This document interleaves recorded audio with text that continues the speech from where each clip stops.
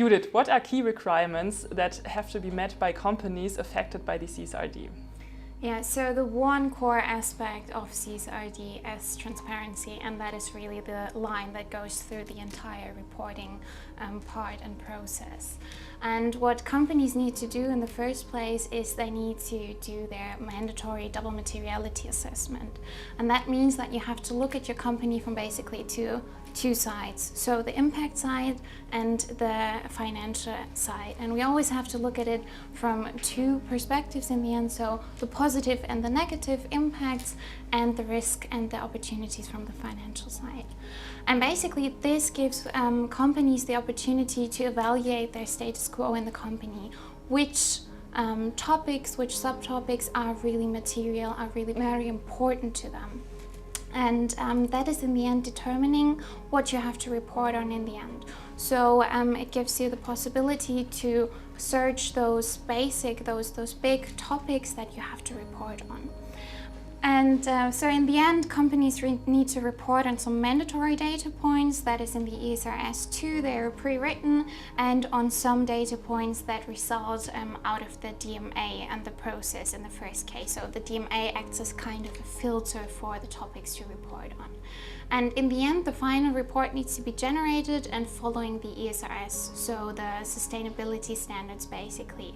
And everything about this needs to be documented, and I think that's one of the key requirements too. So in the end, companies have a report and a process that is auditable and documented from beginning to end, finalizing in that report. What are the key challenges in implementing CSRD and how can they be overcome?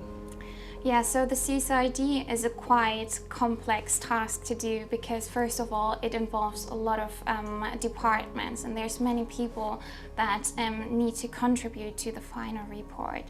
And this already starts in the DMA, so in the double materiality assessment, where you not only have to evaluate your company, your organization itself, but you also have to look at the entire value chain. And you need to include all key stakeholders basically, so their opinion matters too. So you need a lot of experts and a lot of opinion leaders in that case. And then we go on to the actual part, the reporting itself, where we have lots of data points that are going to be included from different parts of the company. So probably IT, your sustainability management, you need finance, you're going to need HR because we also have social data points.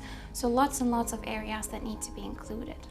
That's the one case, and then the second part of it is that we not only need to include many departments, but all of our entities, because in the most cases the report is going to be on a holding level, so we need to include and we need to consolidate data from all of the entities, and that can be locations, so if you're having different locations in different cities, but that can also be subsidiaries, and that makes it quite hard to grasp that entire complex structure.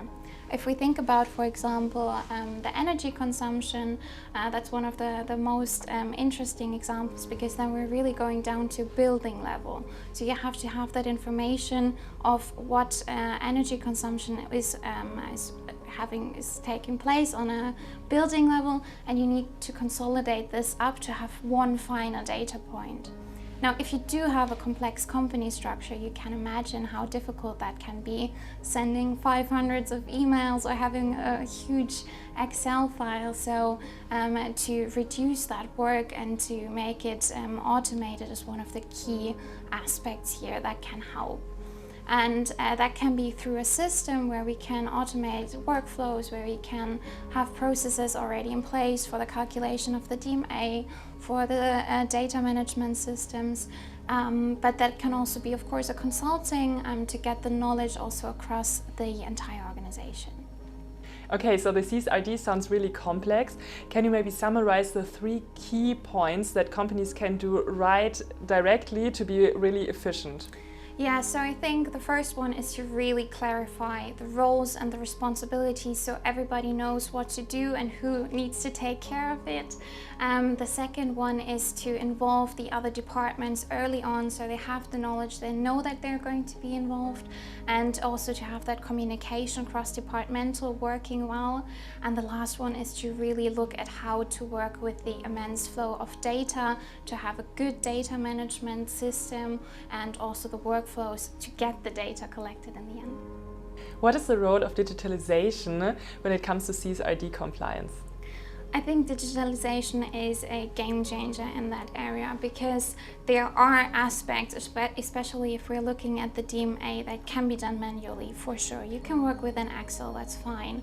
But often companies then find out that for the long term, it's actually not beneficial because they're lacking the documentation, they're having a hard time going on with the reporting part, the data collection, and so on. So having a system that can help you automate, but also reduce error, introduce workflows, and just make that entire process a lot shorter and streamlined is really key.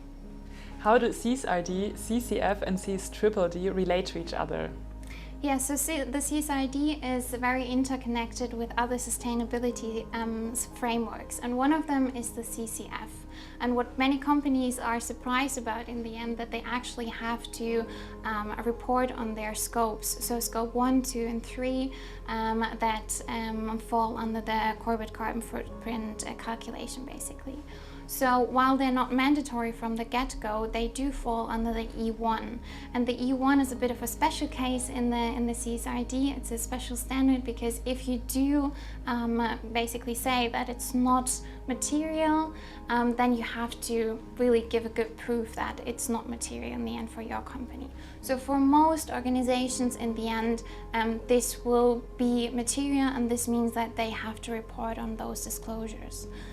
So it's important that you early on know that this comes your way and that you're prepared for the calculation, because also the CCF calculation just takes a lot of time. And the same goes for the CSDDD. There we have different standards where they're interlinked and where we can actually use the synergies. If you're already looking at your CSDDD or your LKSG, there's a lot of information that you can use for your CSRD report in the end. Okay, Judith, now we have a couple short CSRD questions. The first one is there a one-size-fits-all approach when it comes to CSRD reporting? I'd say yes and no. I think there's a few standard processes that just everybody needs to go through. We've already quickly talked about it, like the initial phase, the DMA, the reporting, everything. But there's of course always tweaks. Each company is unique. There's unique material topics. There's unique also impacts. There's unique risks and opportunities. So there need to be some adaptations, especially then if you handle the coming years and what to do with the information that you've got. Okay, my second question. Can the carbon footprint be calculated at the touch of a button? Well, that would be a bit too good to be true. So not at the touch of a button, but there's a huge potential for automation. Already with the information circulating, with information with data points you need to gather for the CSRD, but also within the system automation that you can use if you have a platform, if you have a software solution that can help you there. So you can do that rather quickly, rather easily, and also with lots of automation, so it reduces the touches of button you actually have to do. Okay, my third question is, does every company need its own sustainability strategy? Yeah, so I think that's really where companies need to get thinking. I think the DMA really well displays that even in the same industries you do have different priorities, you do have different topics becoming material and popping up.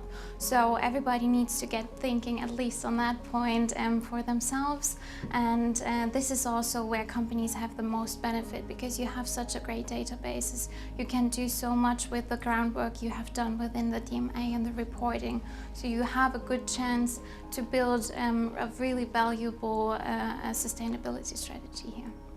Perfect. Thank you so much, Judith. I have so many more questions, but let's talk another time. Thank you too.